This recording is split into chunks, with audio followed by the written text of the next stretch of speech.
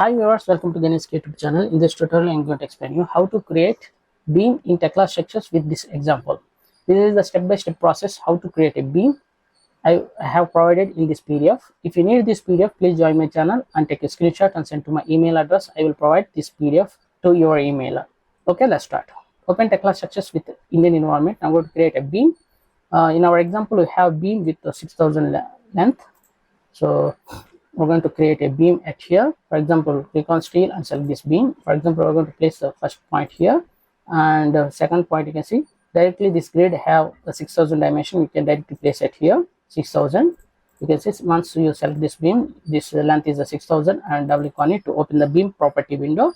In our example, we have beam ISMB 300. So by default, we have ISMB 300 in our design. So no need to change this option and close it. Use the shortcut control F4 for control 4 for solid view. Use the shortcut control R and pick the rotation point at the middle of this beam. You can see like this. You can create the beam like this.